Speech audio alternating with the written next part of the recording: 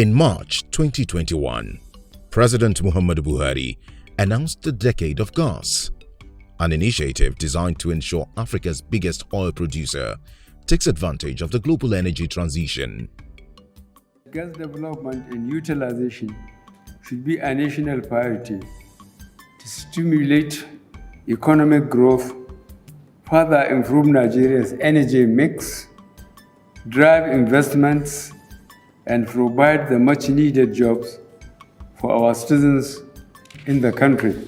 Our major objective for gas sector is to transform Nigeria into an industrialized nation with gas playing a major role, and we demonstrated this through enhanced, accelerated gas revolution. It is my privilege and honor to now launch the Decade of Gas agenda. The declaration came on the heels of government pushing through major reforms for the oil and gas sector. A bill for an act to provide legal governance, regulatory and fiscal framework for the Nigerian petroleum industry, the development of host communities and for related matters 2021 third reading taken, and the bill is passed. With the passage of the long-awaited petroleum industry bill that could see the biggest transformation of Nigeria's energy industry in decades when assented to by the president, and it becomes a law, many believe that a time has come for Nigeria's largely untapped natural gas resources to provide the means for the country to find its way into global energy reckoning through a favorable investment atmosphere provided for in the bill.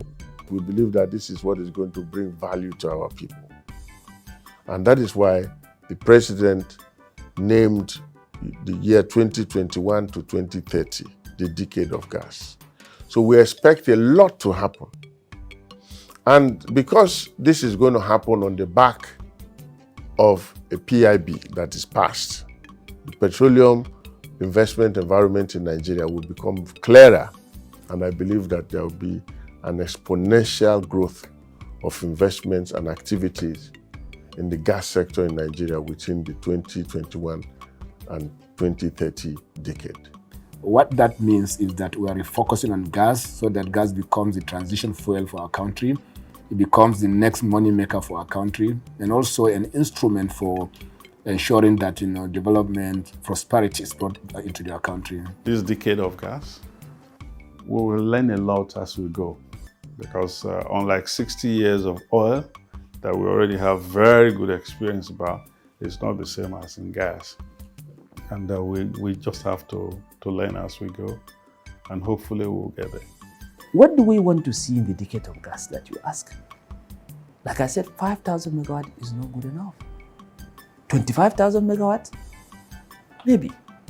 For 25,000 megawatt, it will do a lot of change in this country. How many gas-based industry do we want to have? 10 or more? Because we need industry. And most of these industries use gas as feedstock. So that is why in the Decade of Gas, we have to get it right this time around. Because we have the resources, all we need is some form of enablement for these projects to work. Without mincing words, the petroleum industry bill, when it becomes a law, will change the current narrative and signal the beginning of the decade for the industrialization of the nation using gas.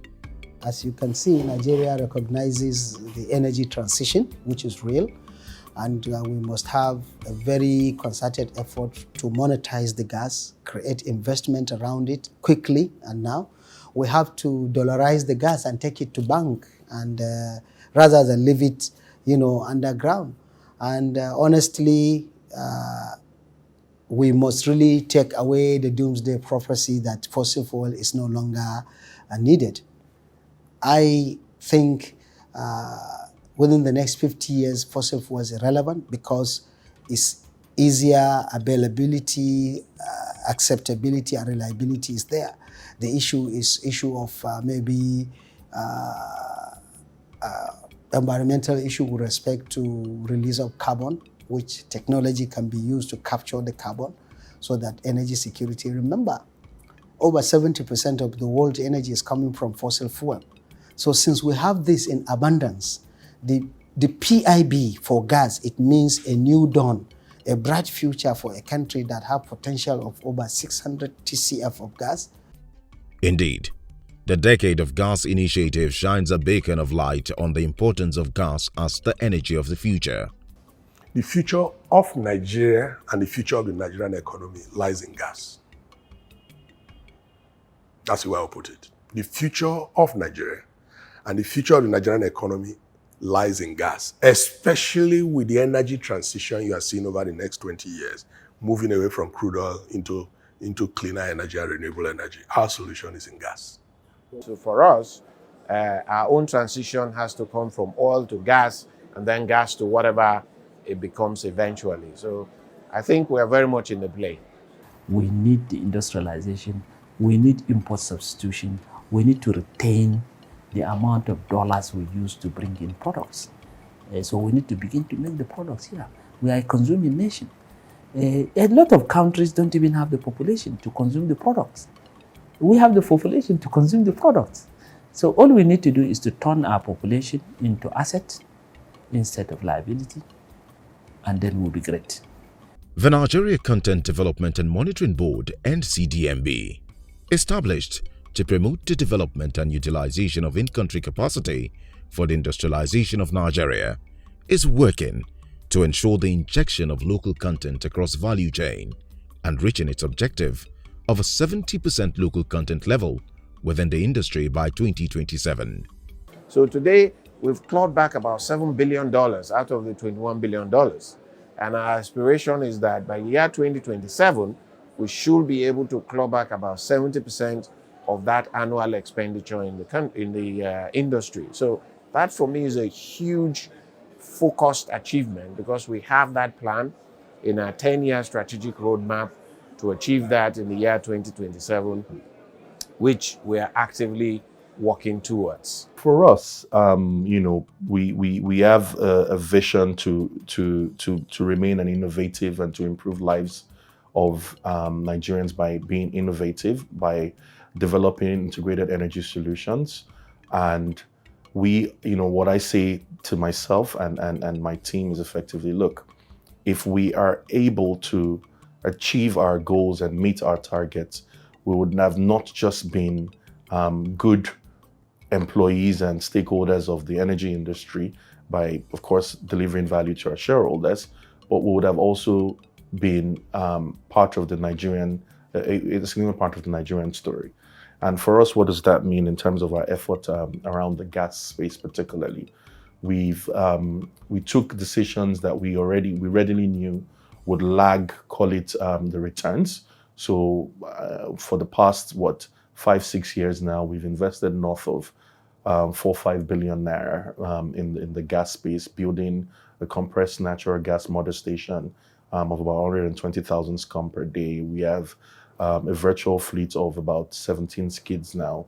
The Ano gas plant was a project of the Shell NNPC JV and the Chevron NNPC JV. There is some 40 TCF of gas that straddles two blocks, Shell's OML 21 and Chevron's OML 53. The project to develop that gas has been on the table, on the drawing board for 12 years. Seplat came in 2015 and bought out the interest of Chevron in OML 53. Because of our experience in Oben, where we had built 375 million scope of gas plant, brand new. When we came in there, we said to government, we said to an NPC, we can run this project and put the gas in the domestic market. Shell always wanted to do it and put the gas into LNG. NNPC wanted it in the domestic market. So we convinced NNPC we could do it. It was going to be a 600 million scope plant. In the end, NNPC agreed that we do our half and Shell will do their half. So that's how we reached agreement and formed a special purpose vehicle with NNPC called the AGPC, Ano Gas Processing Company. That company is owned 50% by Seplat and 50% by NNPC through their subsidiary NGC, Nigerian Gas Company. And that company, AGPC, is currently now building a 300 million scope gas processing plant that's the annual plant you're talking about. That is costing the JV about $700 million. A far cry, almost 40% lower than what it would have cost the JV, the Shell, Chevron, NNPC JV. So hopefully Q2 next year, we will have that plant commissioned, delivering 250 million scope of lean gas into the domestic market, delivering condensate about between 12 and 15,000 barrels of condensate a day, and delivering a large volume of LPG into the domestic market. That's what that plant will do for the country. Evidently, as at 2019, the number of expatriates working in the oil and gas sector has reduced by 80% since the enactment of the Local Content Development Act.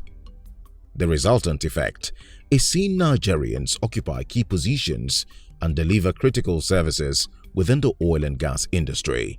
So, for instance, in the agricultural sector, a lot of the agriculture in Nigeria is still largely subsistence farming. Whereas leveraging on gas, we could have created, fertilizer has been an issue for a long time. You actually use gas to generate fertilizers. And why don't we have multiple fertilizer companies where we're even exporting to other countries?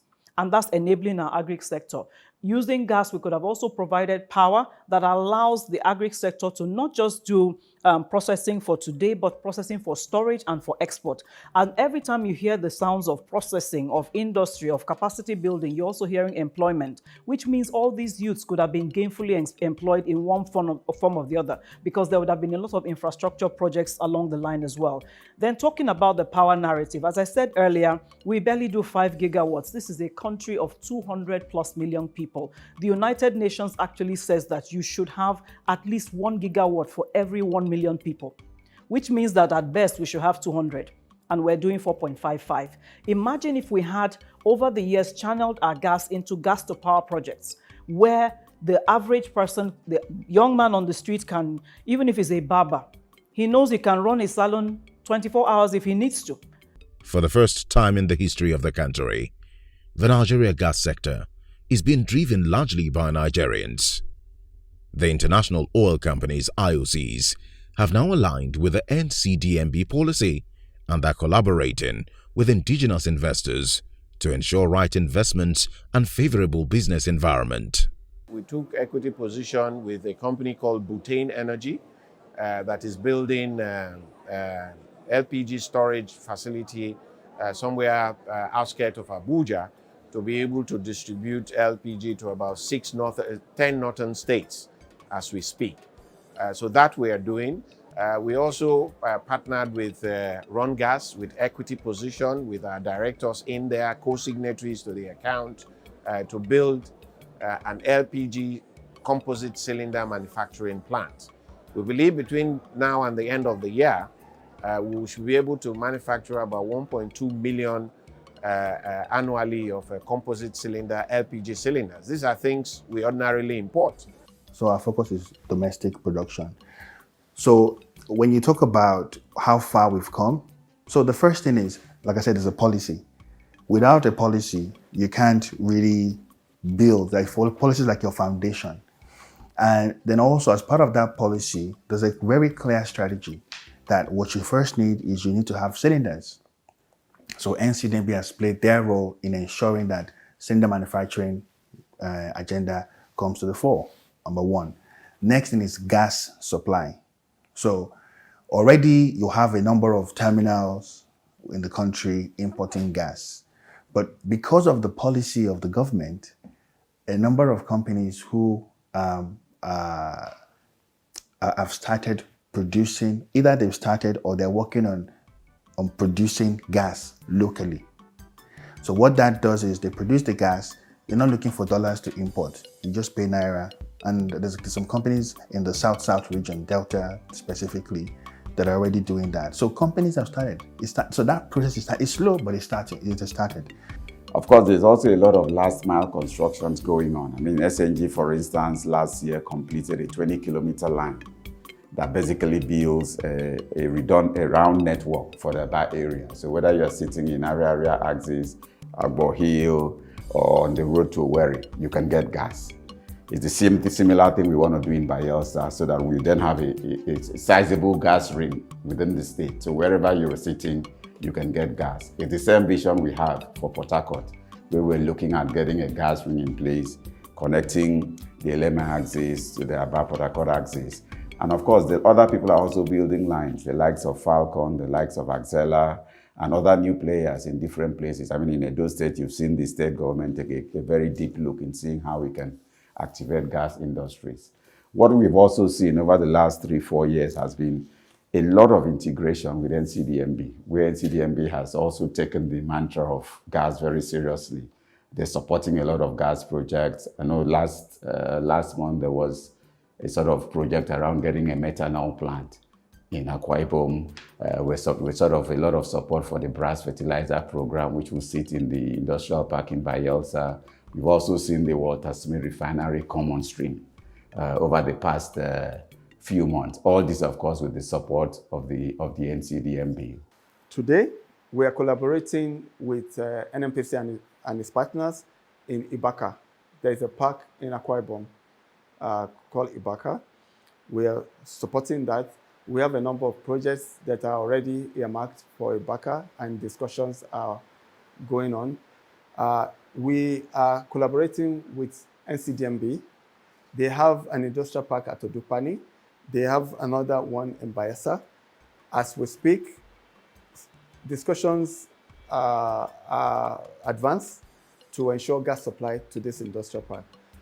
As we speak, we have a joint working team with NEPSA, which is the organization responsible for licensing and regulating free trade zones, industrial park, etc. We have a working team, and we're providing gas supply to all their projects. So it's happening and it's real. And there are many Ogidigbens out there that are being supported. A quick look at the investment in the gas sector from upstream to middle stream and to downstream shows huge investment by Nigerians, an unprecedented feat which not only calls for encouragement and support, but has also put government on its toes to continue to provide the right guidance and ease of doing business until the nation reaches its El Dorado in industrialization using gas. Today, we have seen that we can actually monetize our gas. And unfortunately, because we did not focus on gas, even in the country today, our gas utilization is very low.